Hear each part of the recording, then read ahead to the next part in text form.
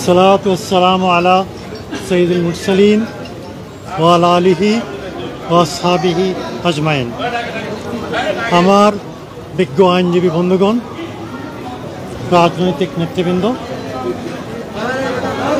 এবং সাংবাদিক বন্ধুগণ, আসসালামু আলাইকুম রহমতুল্লাহি বারাকাতুহু।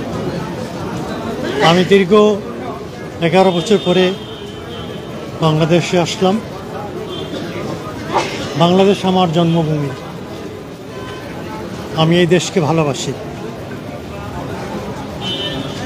এই শহর আমার নিজের শহর।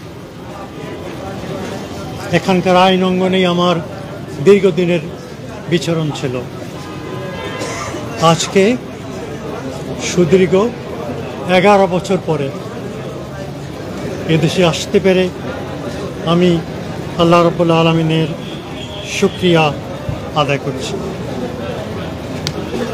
বিমান যখন ঢাকার এয়ার স্পেসে অবতরণ করছিল, তখন আমি স্মরণ করছিলাম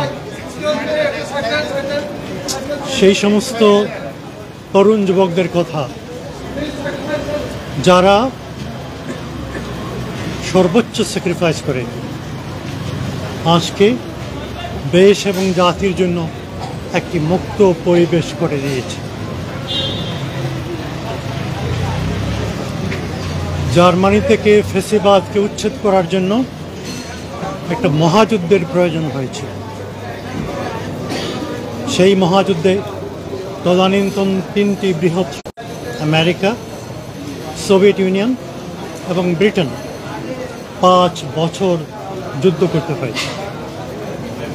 আমাদের এই যুবকরা তাদের বুকের তাজা রক্ত দিয়ে আমাদের জন্য এই স্বাধীনতা এনে দিয়েছে। আজকের এই দিনে আমরা তাদেরকে শ্রদ্ধা ভরে স্বীকার করছি। Without their supreme sacrifices and cool courage, we could not have obtained this independence. কিন্তু আমাদের যুদ্ধ শেষ হয়ে যায়নি। প্রতিটি বিপ্লবের পরেই সমস্যার সৃষ্টি হয়। ফ্রেঞ্চ বিপ্লবের পরে হয়েছে, আমেরিকান রিভলিউশনের পরে হয়েছে, শাহের পতনের পরে হয়েছে।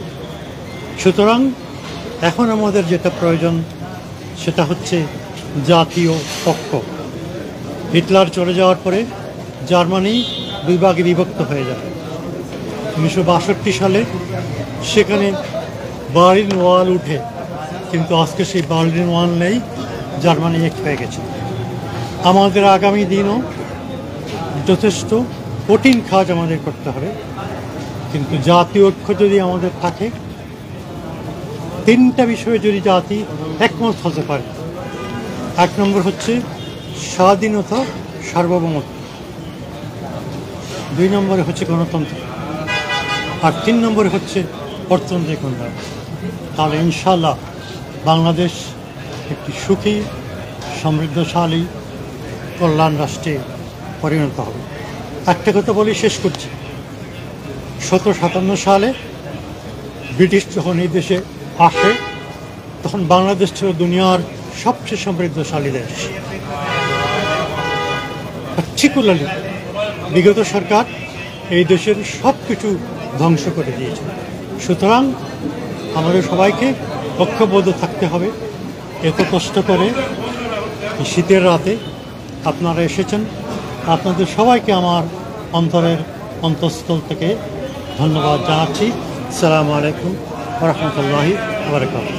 স্যার একটা প্রশ্ন ছিল স্যার। এবং রাজনৈতিক অঙ্গন স্যার কবে আপনাকে ফিরে পাবেন? স্যার রাজনীতি তো আপনি 2টি জায়গা থেকে, জামাত থেকেও আপনি পদত্যাগ করেছেন, এবি পার্টি থেকেও পদত্যাগ করেছেন। তো আপনার আসলে কোনো বিশেষ রাজনৈতিক দল দুটির কোনোটিতে সক্রিয় হওয়ার ইচ্ছা আছে কিনা, বা সেটি কবে থেকে? আমি একজন আইনজীবী, আমি কোর্টরুম ব্যারিস্টার। 1980 সালে আমি ব্যারিস্টার হই। 5 বছর ইংল্যান্ডে প্র্যাকটিস করেছি, তারপরে এখানে ফিরে আসি। অনেক ইম্পর্টেন্ট কেস আমি করেছি। আমার অনেক জুনিয়র এখানে আছেন। ইটিভির কেস, পাবলিক সেফটি অ্যাক্ট, এই সমস্তের মাধ্যমে আইনের অঙ্গনে আমি আমার কন্ট্রিবিউশন রেখেছি। আমি আইনের অঙ্গনে আমার কন্ট্রিবিউশন রাখার চেষ্টা করব। আইনের শাসন একটি অতি বড় জিনিস। বাংলাদেশে যদি আমরা আইনের শাসন প্রতিষ্ঠিত করতে পারি, তাহলে আমাদের রাজনীতি সফল হবে, অর্থনৈতিক উন্নতি হবে। সুতরাং আইন অঙ্গনেই আমার বিচরণ, আইন অঙ্গনেই আমি থাকব। আইনের মাধ্যমে আমি দেশ এবং জাতির খেদমত যতটা আল্লাহ তাআলা আমাকে তৌফিক দেন সেটা করার চেষ্টা করব।